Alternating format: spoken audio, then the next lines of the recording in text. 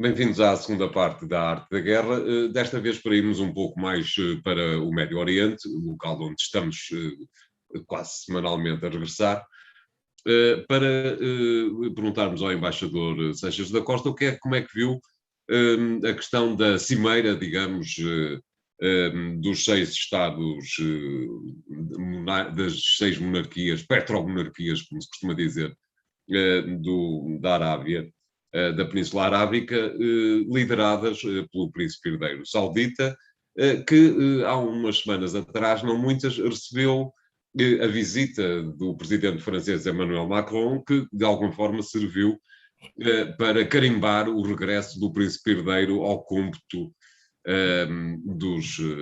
das pessoas importantes e imaculadas internacionais. Como é que tem visto esta aproximação da França, de alguma forma tentando substituir-se aos Estados Unidos? Parece-me a mim, dir-me-á se concorda.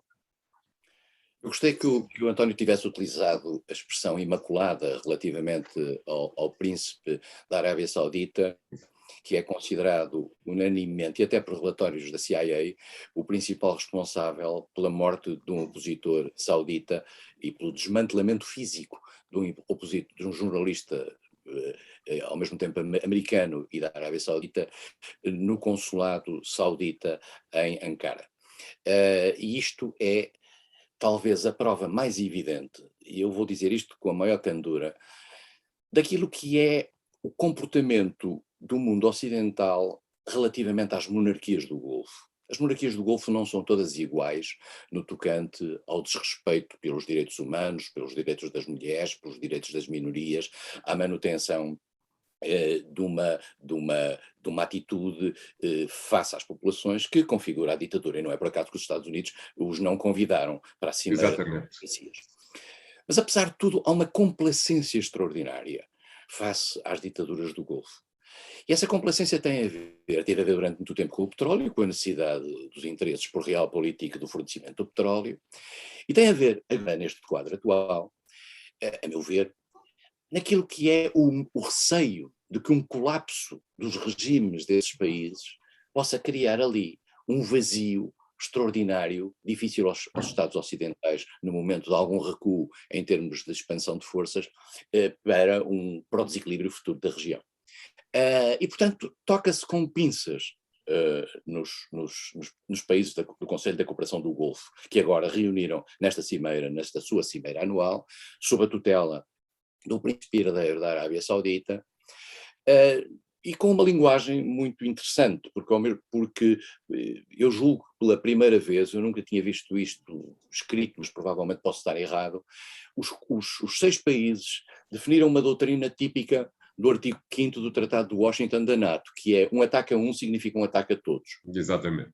Ora, nós estamos perante 6 países que têm, eles próprios, posições comuns, claramente comuns e de interesses comuns, nomeadamente na questão económica, na questão do petróleo e do gás, mas têm, digamos, posições algo divergentes. E nós não nos podemos esquecer que, por exemplo, um destes países, o Catar, esteve durante 3 anos e meio praticamente isolado pela Arábia Saudita e com expressão da Arábia Saudita na vontade de outros países do Golfo, por ter aparentemente, digamos, ter algum tipo de abertura relativamente àquilo que eram pretensões de outra área sunita, que era a área sunita tutelada, se assim podemos dizer, pela Turquia, e isso levou a uma espécie de apartheid do Catar. O Catar foi recrutado há cerca de 1 ano e está outra vez no grupo desses países. E esses países têm uma preocupação essencial, e a preocupação essencial chama-se Irão. Todos esses países vivem preocupados com o build-up, o crescimento, em particular, do programa nuclear iraniano, e também, convém dizê-lo, que eles nunca falam só do programa nuclear, falam do programa nuclear e do programa de mísseis. E esse é um ponto importante porque na questão nuclear que está a ser discutida em Viena entre os 5+1 com o Irão, não está a questão dos mísseis, embora a questão tenha sido sistematicamente colocada, quer pelos países do Golfo, em particular pela Arábia Saudita, quer por Israel. Exatamente. E, portanto, os mísseis é uma outra questão que está ligada à questão nuclear, mas que não está no pacote que está em discussão. E a Arábia Saudita não deixa de o repetir. Dito isto, eu devo dizer que estou, não digo surpreendido, mas notei com algum interesse aquilo que é a linguagem utilizada face ao Irão.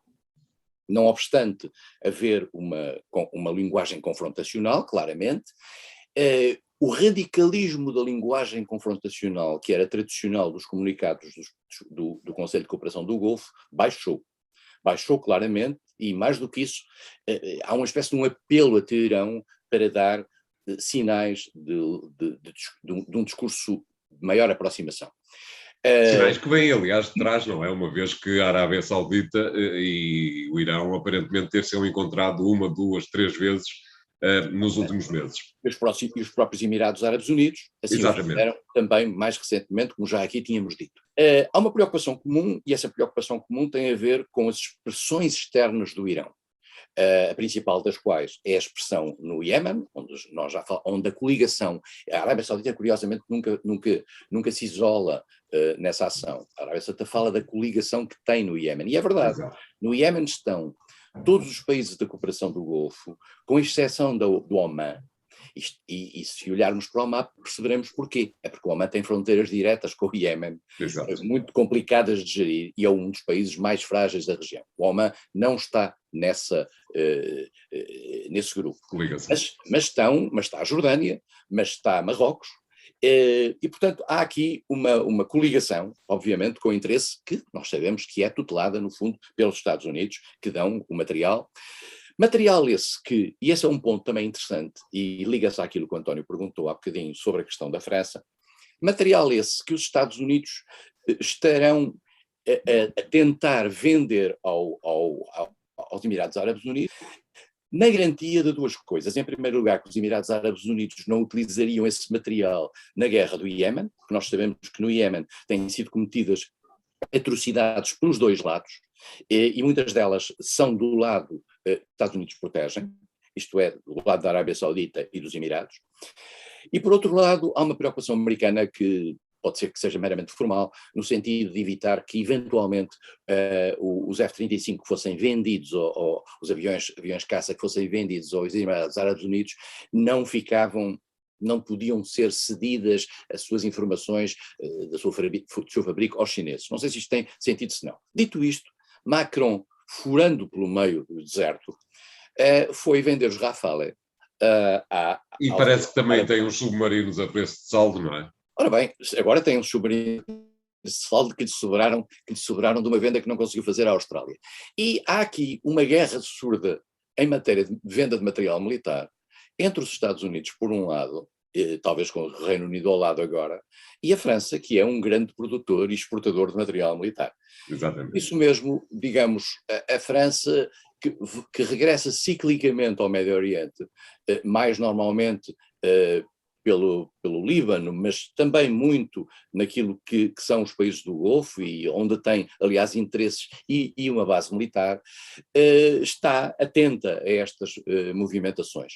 Mas só para dizer, portanto, para finalizar, eu acho que há aqui um ponto, o tom está a baixar entre o mundo árabe, o mundo do Golfo, titulado pela Arábia Saudita, e por outro lado o Irão, e há mesmo sinais também da parte do Irão do interesse nesse diálogo. Isto também tem muito a ver com a consciência, como já aqui assinalamos, de que uma saída dos Estados Unidos dessa região, que não dê, aliás, espaço à entrada de novos atores. A Arábia Saudita seguramente que não deve estar contente com aquilo que aconteceu na Síria, com a entrada da Rússia no território. Será importante garantir. E, portanto, a Arábia Saudita está a tentar fazer pela vida, e os outros países que a seguem estão seguramente juntos nessa atitude.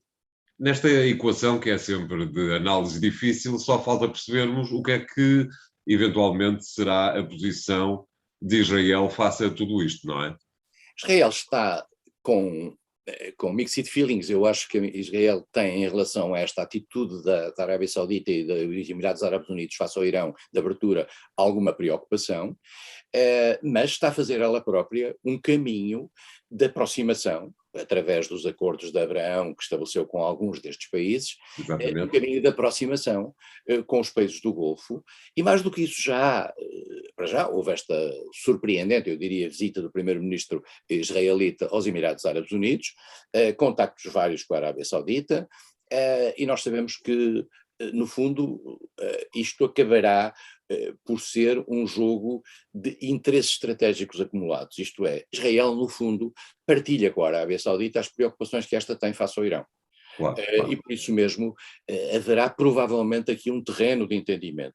Longe vai o tempo em que a questão palestiniana dividia os países árabes de Israel. Exatamente, tão inimigos que eles eram. Vamos fazer aqui o segundo intervalo do programa de hoje, voltamos já de seguida, até lá.